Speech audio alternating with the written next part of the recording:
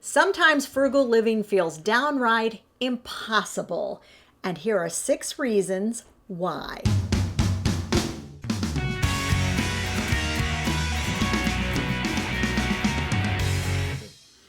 Hi, I'm Hope. And I'm Larry. From Under the Median. Practical frugality. That's what we're all about here on this channel. In case this is your first time joining us, we'd love to have you join the Under the Median family by subscribing and hitting that bell notification button.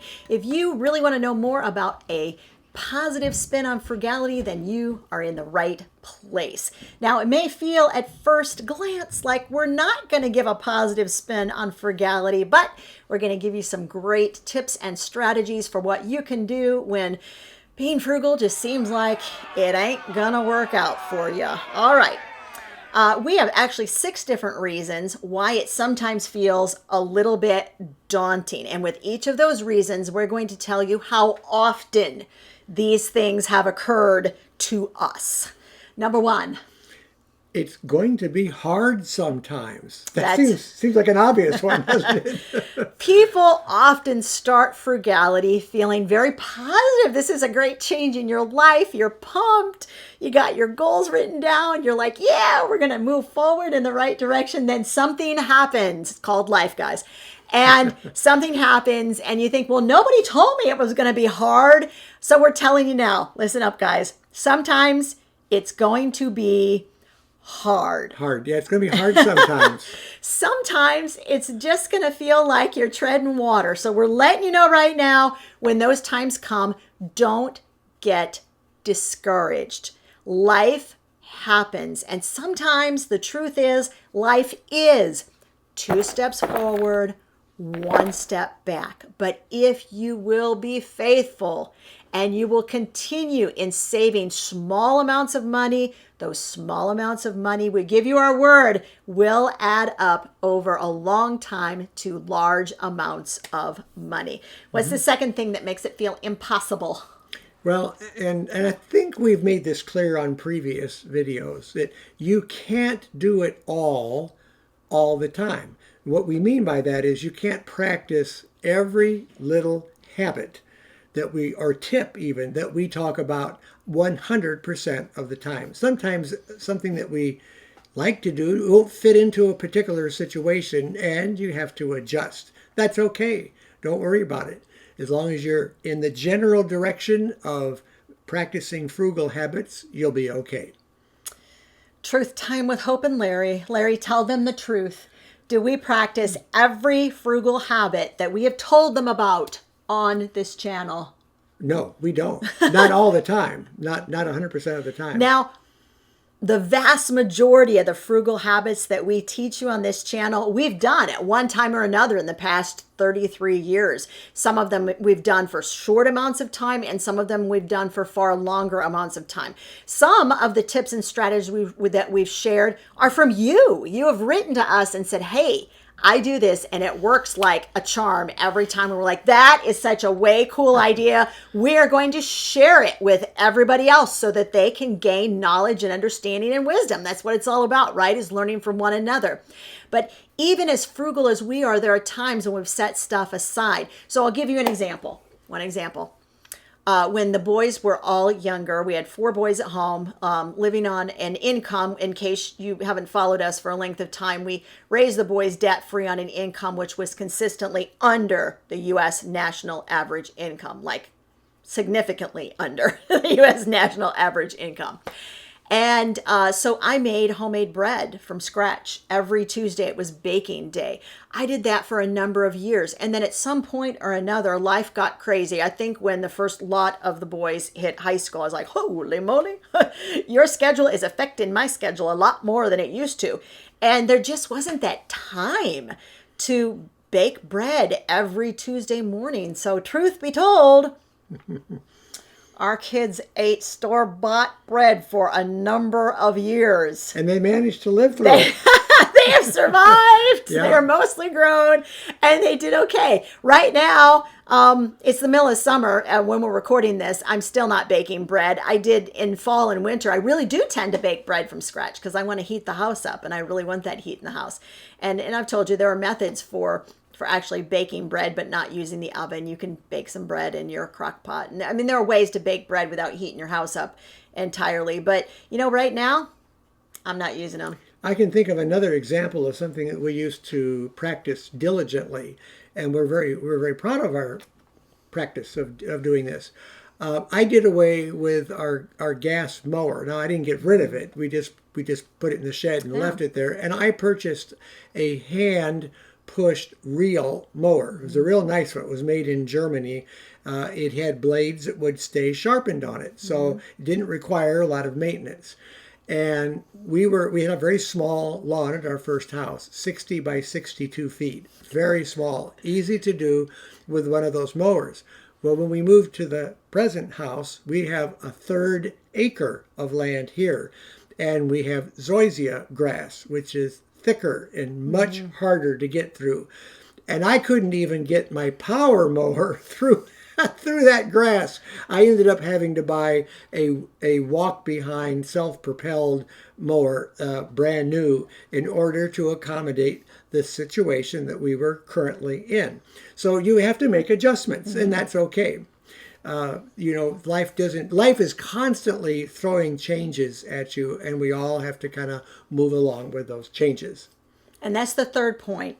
Here's the third thing that sometimes makes frugal living feel a little impossible, and that is the fact that it is constantly changing, and it changes all the time.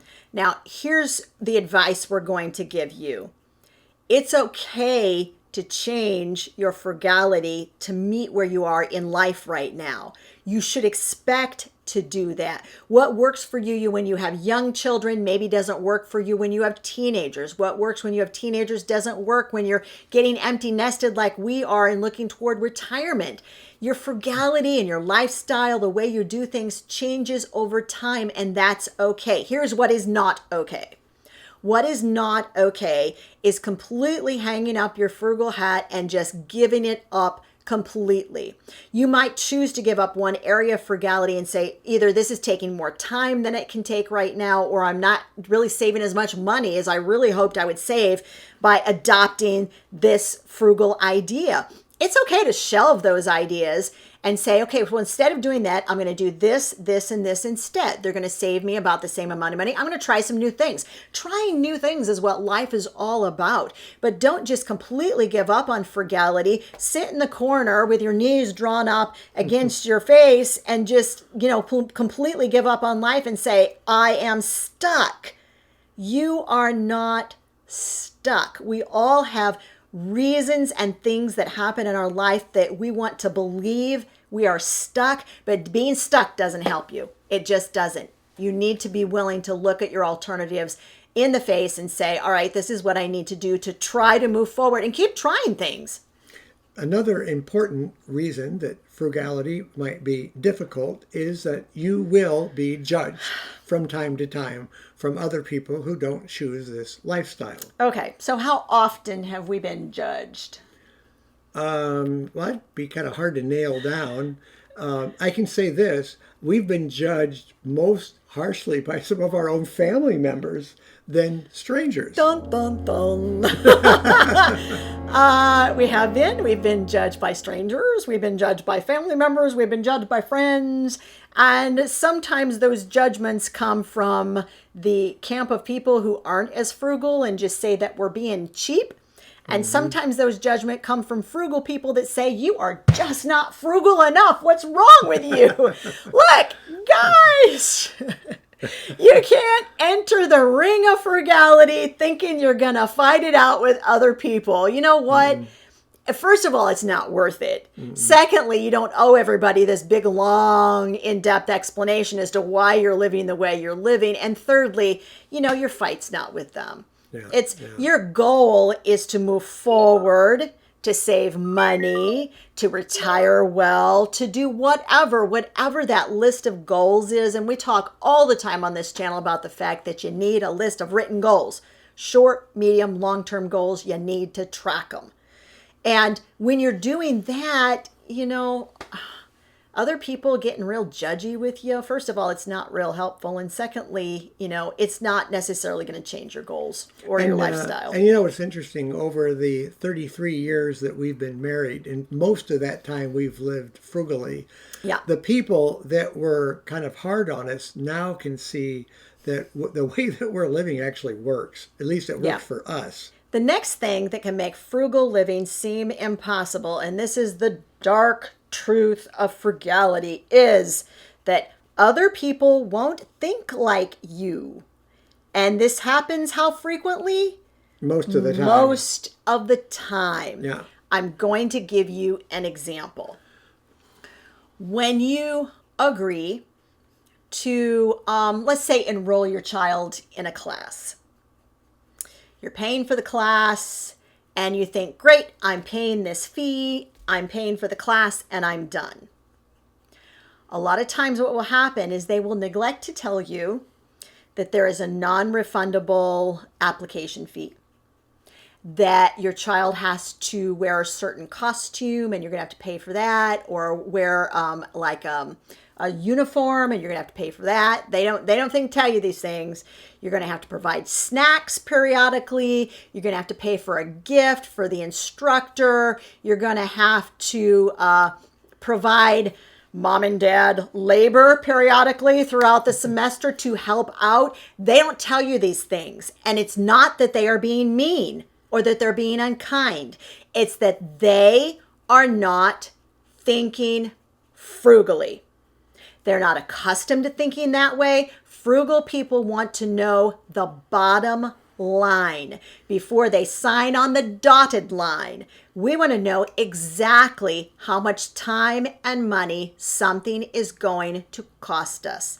And this probably, out of everything we've told you so far, is probably the number one thing that we have encountered throughout all of these years of being frugal, is the fact that people will ask, they will nickel and dime you. That's what we call it. Mm-hmm. It's like you are nickeling and diming me because you're asking for $5 here, $15 here, $20 here. And for you, maybe that's okay. But for me, I've set my budget for this event and I've spent it and I'm done. Well, not only have you set the budget for the event, when you're doing the Dave Ramsey method of every dollar, our budget's all set for all of our money. We don't have spare money. Mm-hmm. Whereas the people that are in charge of some of these classes, they don't budget that way. So they have lots of money in their, well, I guess you could call it their budget. Slush fund? That's what do you call it? Not really accounted for right down to the dime. So they don't have a problem with telling you how to spend your money. And that's when you have to, as we go back to one of the previous points, set boundaries.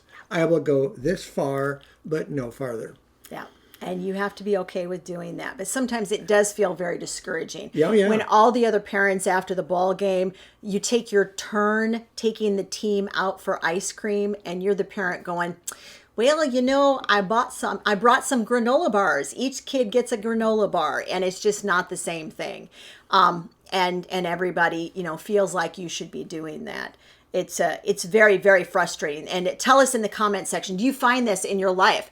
Are people in your workplace, in your church, in your synagogue, in your school, are they constantly coming to you and saying, well, we just need a little bit of money for XYZ? And it is very, very hard, I will absolutely admit to you, to feel like you're the only parent saying, no, I'm sorry, I can't do that. It does make it feel very discouraging. Oh, yeah. So the next point is, it's not a magic bullet to live frugally. Ever. Guys, frugality is not this magic pill that you take and then instantly your life falls into place. And if your expectation is that, it makes it very frustrating when that doesn't happen. And it makes frugality seem like it's impossible. If you have difficulties in relationships, if you have difficulties in overspending, if you have difficulties in saying no, if you have difficulties in your life, in your relationships, in your marriage, if you have difficulties, guess what? Now you're a frugal person who has difficulties. Yeah. You work on those things simultaneously, but frugality is not a magic spell that's going to heal all those other areas in your life. You learn to do those things along with frugality, but frugality is oftentimes a separate issue to all of those emotional. And money is very emotional. I think we have to admit that, right? The reasons that we spend money, mostly emotional. And so working on those other areas of your life, super helpful when you're also learning how to spend less and save more. One of the things that we have found about living frugally, especially when you're starting out this lifestyle, it's not a fast fix. It's a very slow kind of procedure, and you start working on certain areas. It's a little bit like fixing an old house up. You can't fix it all up at once, so you have to start somewhere.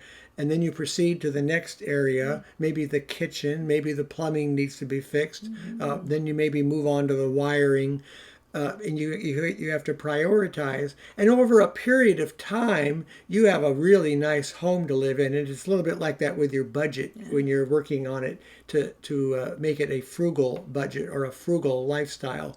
You have to work on one thing at a time and then move on to the next area. And then you look back and you'll see immense progress that happened slowly over a period of time.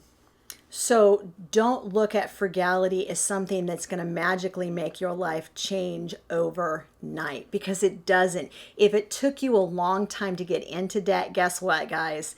It's going to take you a while to get back out of that debt. Now, progress is absolutely possible.